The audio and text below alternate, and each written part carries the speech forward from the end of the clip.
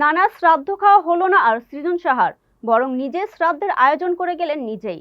রূপগঞ্জ উপজেলায় বালু নদীতে গোসলে নেমে নিখোঁজ হওয়া সৃজন সাহার মরদেহ প্রায় 40 ঘন্টা পর উদ্ধার করা হয়েছে। মঙ্গলবার সকালে রাজধানী খিলক্ষেত থানার পাতিরা এলাকা সংলগ্ন বালু নদী থেকে মরদেহটি উদ্ধার করা হয়।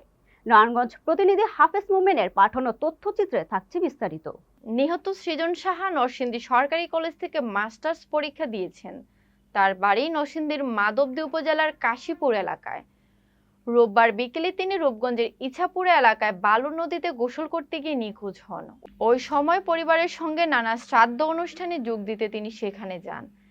বিকেল 5:30টার দিকে লুঙ্গি পরে নদীতে নামেন সৃজন। একটি ভিডিওতে দেখা যায় নদীতে সাঁতারে কিছু দূর যাওয়ার পর স্রোতের তীব্রতায় তিনি আর নদীর তীরে ফিরতে পারেননি। নদীর তীরে দাঁড়িয়ে থাকা ছোট ভাই সূর্য সাহা মোবাইলে ভিডিও ধারণ করছিলেন। তার সামনেই স্রোতে তলিয়ে যান সৃজন।